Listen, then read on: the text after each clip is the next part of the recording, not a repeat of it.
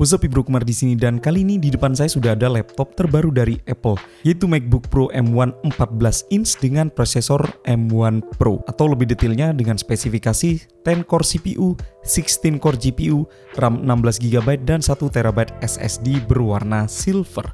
Ya, saya membeli laptop ini menggunakan jasa just tip dari sebuah tempat yang ternyata menurut saya ini recommended banget, yaitu SG Chipshop. Alasan saya karena ini adalah opsi termurah untuk saat ini atau saat video ini dibuat. Sebagai perbandingan, kalau kita cek di Tokopedia, untuk spesifikasi yang sama dengan punya saya ini ada yang menjual 46 juta rupiah. Sedangkan saya sendiri ini menggunakan just tip total bisa mengeluarkan uang sekitar 42-43 jutaan. Jadi untuk saat video ini dibuat, menurut saya ini adalah opsi termurah. Tapi mungkin bisa berbeda lagi kasusnya beberapa bulan lagi. Jadi saran saya masih sama, sebelum kalian membeli sebuah produk yang harganya mahal, pastikan kalian cari opsi termurah saat itu juga. Dan langsung saja kita buka kotaknya. Secara default, pembelian MacBook dari seller resmi selalu mendapatkan kotak tambahan seperti ini. Dan menurut saya user experience-nya juga oke. Tinggal buka bagian tengahnya, dan kita buka ke samping kanan kiri, dan langsung kita akan menemukan kotak dari laptopnya itu sendiri. Dengan tampilan layar MacBook di bagian depan.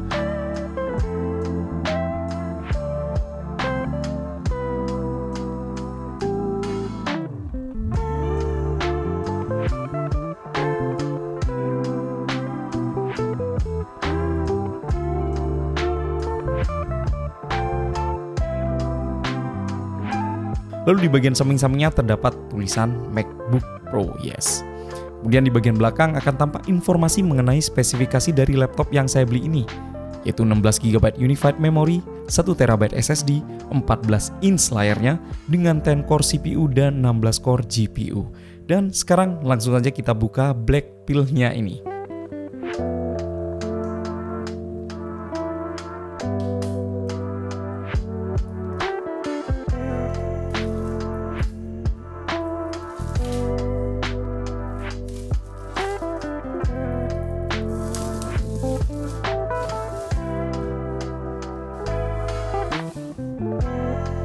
Dan kalau misalnya kita perhatikan di bagian depannya ini tampak jelas ada notch pada bagian layarnya dan pada permukaan bawah yang lebih mengkotak jika dibandingkan dengan MacBook Pro generasi sebelumnya.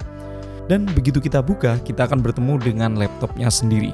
Dan yang saya pilih ini adalah yang berwarna silver, bukan space gray, dengan kondisi yang masih terbungkus kertas seperti ini. Yes, ada paper wrap-nya.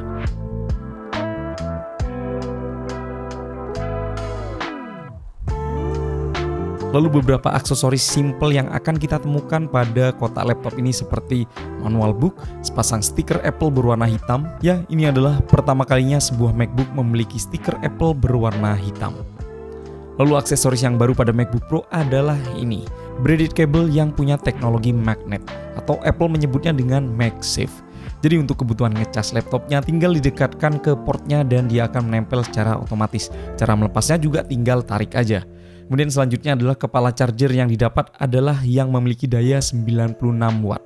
Dengan colokan kaki 3 begini karena sekali lagi ini adalah produk Singapura. Sebagai catatan, kalau misalnya kita membeli yang base model, kemungkinan besar kita akan mendapatkan kepala charger dengan daya 67 watt. Dan langsung saja kita setup laptopnya.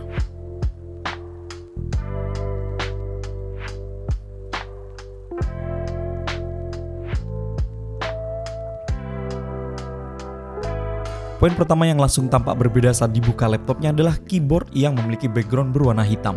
Serta di bagian atas keyboardnya sudah tidak ada touch bar lagi. Dan kalau misalnya kita bandingkan langsung dengan MacBook Pro M1 generasi sebelumnya yang berwarna silver, akan tampak seperti ini. Dimana touch bar sudah berganti dengan tombol fisik yang berukuran sama persis dengan caps keyboard lainnya. Karena kalau pada MacBook Pro yang lama, touch bar sendiri tampak ukuran setengah dari caps lainnya. Lalu kalau kita bandingkan desain secara kilas, permukaan atasnya tampak beda, dimana pada bagian yang lama itu agak melengkung di bagian tepi-tepinya. Sedangkan pada MacBook Pro 14 inch ini tampak flat.